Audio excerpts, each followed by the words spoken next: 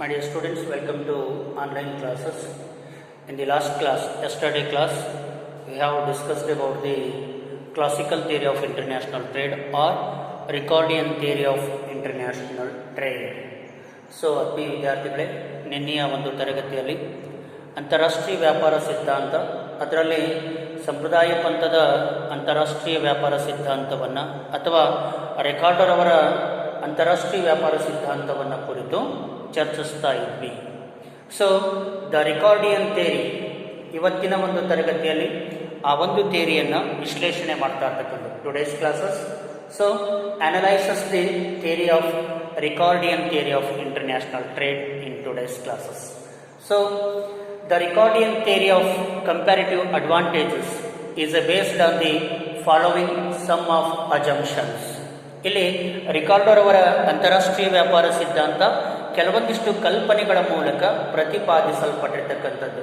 So in the last class we have already discussed the sum of those assumptions. So and that assumption based the Ricordian theory will be so presented. So given these assumptions, Ricardo shows that the trade is possible between the two countries when one country has an absolute advantages in the production of the both commodities, but comparative advantages in the production of one commodities than in the either or others. ಇಲ್ಲಿ ಎರಡೂ ದೇಶಗಳು ಎರಡೂ ಸರಕುಗಳನ್ನು ಉತ್ಪಾದನೆ ಮಾಡತಕ್ಕಂಥದ್ದು, ಅಲ್ಲಿ ಒಂದೊಂದು ದೇಶ ಒಂದೊಂದು ಸರಕಿನ ಉತ್ಪಾದನೆಯಲ್ಲಿ ವೈಶಿಷ್ಟ್ಯತೆಯನ್ನು ಹೊಂದಿರತಕ್ಕಂಥದ್ದು. ಸೊ ಇಲ್ಲಿ ರಿಕಾರ್ಡರ್ ಅವರು ಕೊಟ್ಟಿರ್ತಕ್ಕಂಥ ಕಲ್ಪನೆಗಳ ಆಧಾರದ ಮೇಲೆ, given these assumption, Ricardo shows that the trade is possible between the two countries when one country has an absolute advantages in the production of both commodities, but a comparative advantage in the production of one commodities than in the other. ಇಲ್ಲಿ so ಒಂದು ದೇಶ ಅಂತಾರಾಷ್ಟ್ರೀಯ ವ್ಯಾಪಾರದಲ್ಲಿ ತೊಡಗಬೇಕಾದ್ರೆ ಎರಡೂ ಸರಕುಗಳಲ್ಲಿ ಕೂಡ ಇಲ್ಲಿ ನಿರಪೇಕ್ಷ ಅನುಕೂಲತೆಯನ್ನು ಹೊಂದಿದ್ರೂ ಕೂಡ ಅಲ್ಲಿ ನಿರಪೇಕ್ಷ ಅನುಕೂಲತೆಯ ಮೂಲಕ ಇಲ್ಲಿ ಅಂತಾರಾಷ್ಟ್ರೀಯ ವ್ಯಾಪಾರದಲ್ಲಿ ತೊಡಗಬಹುದು. ಅಥವಾ ಕೆಲವು ಸಂದರ್ಭಗಳಲ್ಲಿ ಒಂದು ಸರಕಿನಲ್ಲಿ ಸಾಪೇಕ್ಷ ವೆಚ್ಚದಲ್ಲಿ ಅನುಕೂಲತೆಯನ್ನು ಹೊಂದಿ ಇನ್ನೊಂದು ಸರಕಿನ ಉತ್ಪಾದನೆಯಲ್ಲಿ ಸಾಪೇಕ್ಷದ ವೆಚ್ಚದ ಅನಾನುಕೂಲತೆಯನ್ನು ಹೊಂದಿದಾಗಲೂ ಕೂಡ ಅಂತಾರಾಷ್ಟ್ರೀಯ ವ್ಯಾಪಾರದಲ್ಲಿ ರಾಷ್ಟ್ರಗಳು ತೊಡಗಿಕೊಳ್ಳಬಹುದು ಅನ್ನೋದು ರಿಕಾರ್ಡರ್ ಅವರ ಅಭಿಪ್ರಾಯ. This is illustrated in terms of Ricardo's well known examples of the trade between England and Portugal as shown the in this table. ಇಲ್ಲಿ ರಿಕಾರ್ಡರ್ ಅವರು ತಮ್ಮ ಈ ಅಂತಾರಾಷ್ಟ್ರೀಯ ವ್ಯಾಪಾರ ಸಿದ್ಧಾಂತವನ್ನು ವಿಶ್ಲೇಷಣೆ ಮಾಡಲಿಕ್ಕೆ ಒಂದು ಸೂಕ್ತವಾದ ಉದಾಹರಣೆಯನ್ನು ಕೊಟ್ಟಿರ್ತಕ್ಕಂಥದ್ದು. ಇಲ್ಲಿ ಎರಡು ದೇಶ ಎರಡು ಸರಕುಗಳನ್ನು ಉದಾಹರಣೆಯಾಗಿ ತೆಗೆದುಕೊಂಡು ರಿಕಾರ್ಡೋ ತಮ್ಮ ಸಿದ್ಧಾಂತವನ್ನು ವಿಶ್ಲೇಷಣೆ ಮಾಡಿರ್ತಕ್ಕಂಥದ್ದು. This is illustrate in terms of Ricardo's well known example of a trade between England and Portugal. So now so the table is. So ಇಲ್ಲಿ ಎರಡು ದೇಶಗಳು, ಇಂಗ್ಲೆಂಡ್ ಮತ್ತು ಪೋರ್ಚುಗಲ್ ದೇಶಗಳು ಎರಡು ಸರಕುಗಳನ್ನು ಉತ್ಪಾದನೆ ಮಾಡ್ತಕ್ಕಂಥದ್ದು, ವೈನ್ ಮತ್ತು ಕ್ಲಾತ್. ಈ ಎರಡೂ ಸರಕುಗಳ ಉತ್ಪಾದನೆಯಲ್ಲಿ ಎರಡೂ ದೇಶಗಳು ಯಾವ ರೀತಿ ವೈಶಿಷ್ಟ್ಯತೆಯನ್ನು ಹೊಂದಿದವೆ, ಯಾಕೆ ವ್ಯಾಪಾರದಲ್ಲಿ ತೊಡಗಬೇಕು ಅನ್ನೋದನ್ನು ಇಲ್ಲಿ ರಿಕಾರ್ಡೋ ವಿಶ್ಲೇಷಣೆ ಮಾಡ್ತಕ್ಕಂಥದ್ದು. The table shows that the production of a unit of wine in England requires 120 men for a year, while a unit of cloth requires 100 men for the same period. ಇಲ್ಲಿ ಒಂದು ವರ್ಷಕ್ಕೆ ಒಂದು ಯೂನಿಟ್ ಈ wine ಮತ್ತು cloth ಅನ್ನು ಉತ್ಪಾದನೆ ಮಾಡಬೇಕಾದ್ರೆ England ದೇಶಕ್ಕೆ 120 ಜನ ಕಾರ್ಮಿಕರು ಬೇಕು. ಏನು ವೈನ್ ಉತ್ಪಾದನೆ ಮಾಡಲಿಕ್ಕೆ, ಒಂದು ಯೂನಿಟ್ ವೈನ್ ಉತ್ಪಾದನೆ ಮಾಡಲಿಕ್ಕೆ 120 ಯೂನಿಟ್ ಕಾರ್ಮಿಕರು ಬೇಕು. ಕ್ಲಾತ್ ಉತ್ಪಾದನೆ ಮಾಡಲಿಕ್ಕೆ 100 ಮೆನ್ ಸಾಕಾಗ್ತಕ್ಕಂಥದ್ದು ಇಂಗ್ಲೆಂಡ್ ದೇಶಕ್ಕೆ. On the other hand, the production of the same commodities, so the production of same quantities of wine and cloth in Portugal is requires 80 and 90 men respectively. ಅದೇ ರೀತಿಯಾಗಿ Portugal ಅದೇ ಎರಡು ಸರಕುಗಳನ್ನು, so wine ಮತ್ತು cloth same quantity, ಒಂದೊಂದು unit wine ಮತ್ತು cloth ಉತ್ಪಾದನೆ ಮಾಡಲಿಕ್ಕೆ ಪೋರ್ಚುಗಲ್ಗೆ 1 ಯೂನಿಟ್ ವೈನ್ ಉತ್ಪಾದನೆ ಮಾಡಲಿಕ್ಕೆ 80 ಜನ ಕಾರ್ಮಿಕರು ಬೇಕು. ಸೊ ಕ್ಲಾತ್ ಉತ್ಪಾದನೆ ಮಾಡಲಿಕ್ಕೆ 1 ಯೂನಿಟ್ ಕ್ಲಾತ್ ಉತ್ಪಾದನೆ ಮಾಡಲಿಕ್ಕೆ 90 ಜನ ಬೇಕಾಗ್ತಕ್ಕಂಥದ್ದು.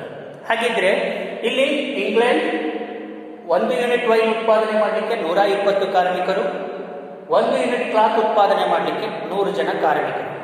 ಅದೇ ರೀತಿಯಾಗಿ ಪೋರ್ಚುಗಲ್ ವೈನ್ ಉತ್ಪಾದನೆ ಮಾಡಲಿಕ್ಕೆ 80 ಜನ ಕಾರ್ಮಿಕರು, ಕ್ಲಾತ್ ಉತ್ಪಾದನೆ ಮಾಡಲಿಕ್ಕೆ 90 ಜನರು ಇಲ್ಲಿ ಬೇಕಾಗ್ತಕ್ಕಂಥದ್ದು.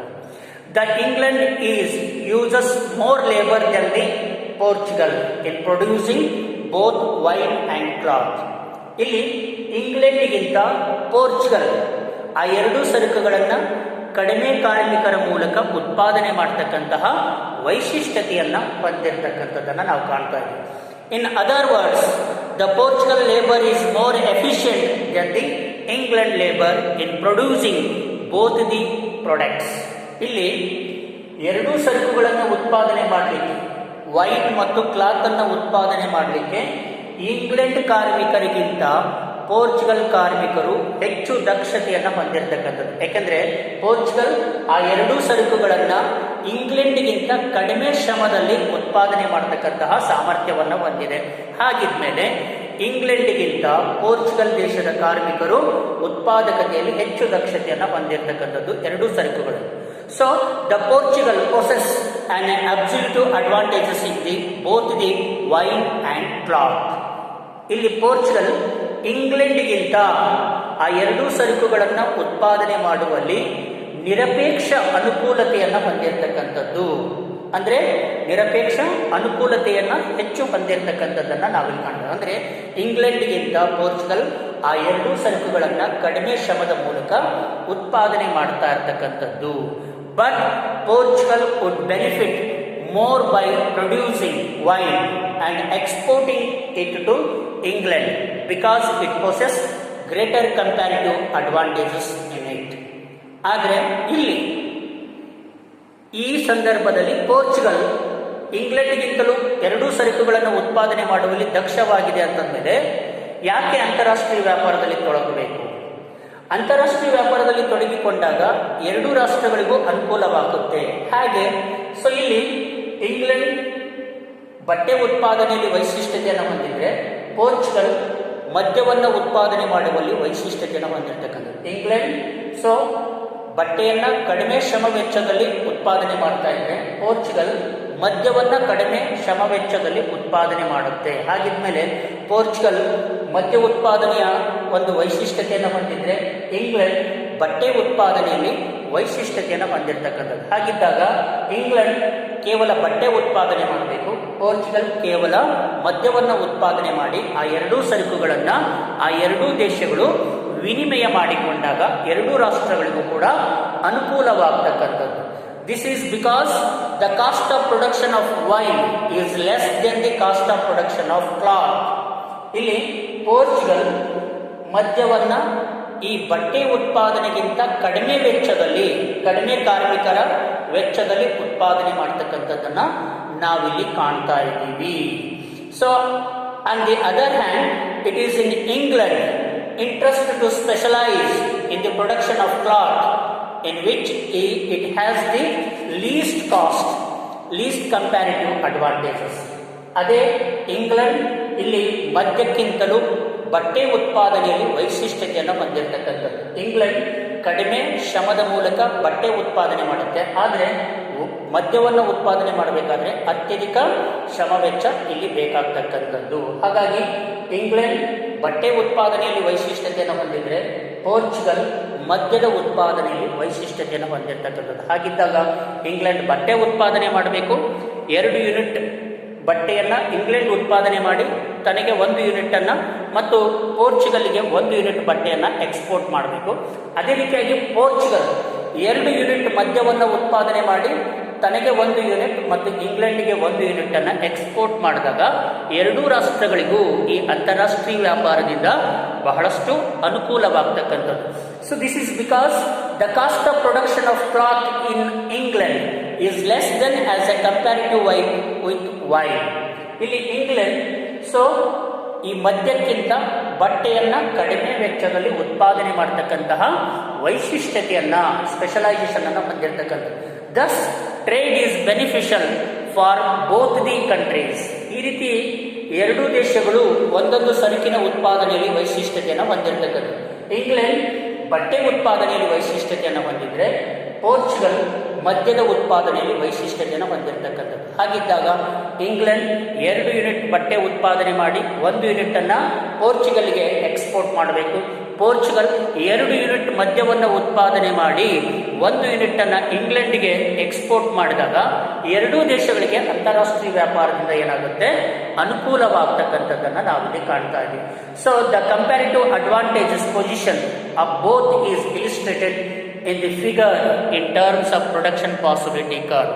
ಸೊ ಈ ಎರಡೂ ದೇಶಗಳಿಗೆ ಯಾವ ರೀತಿ ಅನುಕೂಲವಾಗುತ್ತೆ ಈ ಎರಡೂ ಉತ್ಪನ್ನಗಳನ್ನು ವಿನಿಮಯ ಮಾಡಿಕೊಳ್ಳೋದ್ರಿಂದ ಅನ್ನೋದನ್ನ ಒಂದು ಉದಾಹರಣೆ ಮೂಲಕ ತಿಳ್ಕೋಬಹುದು. For example, England, so both the commodities will be produce. ಒಂದು ವೇಳೆ ಇಂಗ್ಲೆಂಡ್ ಬಟ್ಟೆ ಮತ್ತು ಮದ್ಯವನ್ನು ಎರಡು ತಾನೇ ಉತ್ಪಾದನೆ ಮಾಡಿಕೊಂಡ್ರೆ ಒಟ್ಟು ಶ್ರಮದ ವೆಚ್ಚ ಎಷ್ಟಾಗುತ್ತೆ? So 120 plus 100 is equal to ಎಷ್ಟಾಗುತ್ತೆ? 220. So men's is needful for the production of both the commodities in England. So and also Portugal.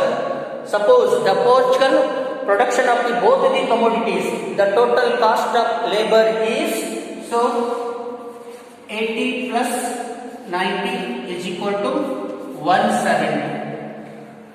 ಒಂದು ವೇಳೆ ಇಲ್ಲಿ ಇಂಗ್ಲೆಂಡ್ ಅಂತಾರಾಷ್ಟ್ರೀಯ ವ್ಯಾಪಾರದಲ್ಲಿ ತೊಡಗಿಕೊಳ್ಳದೆ ಎರಡೂ ವಸ್ತುಗಳನ್ನು ತಾನೇ ಉತ್ಪಾದನೆ ಮಾಡಲಿಕ್ಕೆ ಹೋದರೆ ಒಟ್ಟು ಶ್ರಮದ ವೆಚ್ಚ ಎಷ್ಟಾಗುತ್ತೆ? 120 ಪ್ಲಸ್ 100 is equal to 220 ಆಗುತ್ತೆ. ಅದೇ ಪೋರ್ಚುಗಲ್ ಕೂಡ ತನಗೆ ಬೇಕಾದ ಎರಡೂ ಸರಕುಗಳನ್ನು ತಾನೇ ಉತ್ಪಾದನೆ ಮಾಡ್ಕೊಳ್ಳಕ್ಕೆ ಹೋದರೆ ಅಲ್ಲಿ 170 ಲೇಬರ್ಸ್ ಬೇಕಾಗುತ್ತೆ. ಹಾಗಿದ್ಮೇಲೆ ಇಲ್ಲಿ ಇಂಗ್ಲೆಂಡ್ ಬಟ್ಟೆ ಉತ್ಪಾದನೆಯಲ್ಲಿ ವೈಶಿಷ್ಟ್ಯತೆಯನ್ನು ಹೊಂದಿರತಕ್ಕಂಥದ್ದು, ಪೋರ್ಚುಗಲ್ ಮದ್ಯದ ಉತ್ಪಾದನೆಯಲ್ಲಿ ವೈಶಿಷ್ಟ್ಯತೆಯನ್ನು ಹೊಂದಿರತಕ್ಕಂಥದ್ದು. ಹಾಗಿದ್ದಾಗ ಇಂಗ್ಲೆಂಡ್ ಕೇವಲ ಬಟ್ಟೆ ಉತ್ಪಾದನೆ ಮಾಡಬೇಕು, ಮದ್ಯದ ಉತ್ಪಾದನೆಯನ್ನು ಪೋರ್ಚುಗಲ್ಗೆ ಬಿಟ್ಟುಕೊಡಬೇಕು. ಪೋರ್ಚುಗಲ್ ಕೇವಲ ಮದ್ಯವನ್ನು ಉತ್ಪಾದನೆ ಮಾಡಿ ಬಟ್ಟೆ ಉತ್ಪಾದನೆಯನ್ನು ಇಂಗ್ಲೆಂಡಿಗೆ ಬಿಟ್ಟುಕೊಡಬೇಕು. ಆಗ ಆ ಎರಡೂ ದೇಶಗಳು ಆ ಎರಡೂ ಸರಕುಗಳನ್ನು ಒಂದೊಂದು ಯೂನಿಟ್ ಸರಕುಗಳನ್ನು ವಿನಿಮಯ ಮಾಡಿಕೊಂಡಾಗ ಅಲ್ಲಿ ಶ್ರಮ ಉಳಿತಾಯವಾಗುತ್ತೆ. For example, England 2 unit cloth ಅನ್ನ ಮ್ಯಾನುಫ್ಯಾಕ್ಚರ್ ಮಾಡಬೇಕಾದ್ರೆ ಎಷ್ಟು ಲೇಬರ್ ಬೇಕಾಗುತ್ತೆ? 200. 100 ಪ್ಲಸ್ 100 is equal to 200. ಅಲ್ಲಿಗೆ ಎಷ್ಟಾಗುತ್ತೆ? 20 ಲೇಬರ್ ಸೇವ್ ಆಗ್ತಕ್ಕಂಥದ್ದು. 20 labours save to the England countries. ಅದೇ ಪೋರ್ಚುಗಲ್ಗೆ 2 ಯೂನಿಟ್ ಮದ್ಯವನ್ನು ಉತ್ಪಾದನೆ ಮಾಡಿದ್ರೆ ಆಗ 2 ಯೂನಿಟ್ ಮದ್ಯ ಉತ್ಪಾದನೆ ಮಾಡಲಿಕ್ಕೆ ತಗಲ್ತಕ್ಕಂತಹ ಶ್ರಮದ ವೆಚ್ಚ 80 ಪ್ಲಸ್ 80 160. ಆಗ ಇಲ್ಲಿ so 10 labours will be saved to the Portugal. England ದೇಶಕ್ಕೆ 20 ಕಾರ್ಮಿಕರ ವೆಚ್ಚ ಉಳಿತಾಯವಾಗುತ್ತೆ. ಪೋರ್ಚುಗಲ್ ದೇಶಕ್ಕೆ 10 ಕಾರ್ಮಿಕರ ವೆಚ್ಚ ಉಳಿತಾಯವಾಗತಕ್ಕಂಥದ್ದು. ಅಂತಾರಾಷ್ಟ್ರೀಯ ವ್ಯಾಪಾರದಲ್ಲಿ ಇವೆರಡೂ ತೊಡಗಿಕೊಂಡಾಗ ಎರಡೂ ದೇಶಗಳಿಗೆ ಅನುಕೂಲವಾಗ್ತಕ್ಕಂಥದ್ದನ್ನು ನಾವಿಲ್ಲಿ ಕಾಣ್ತಾ ಇದ್ದೀವಿ. ಸೊ ಇದರ ಒಂದು ವಿವರಣೆಯನ್ನು ರಿಕಾರ್ಡೋ ಈ ಒಂದು ರೇಖಾಚಿತ್ರದ ಮೂಲಕವೂ ಕೂಡ ವಿಶ್ಲೇಷಣೆ ಮಾಡಿರ್ತಕ್ಕಂಥದ್ದು. ಅದನ್ನು ಮುಂದಿನ ವಿಡಿಯೋದಲ್ಲಿ ನಾನು ಅನಲೈಸಿಸ್ ಮಾಡ್ತಕ್ಕಂಥದ್ದು.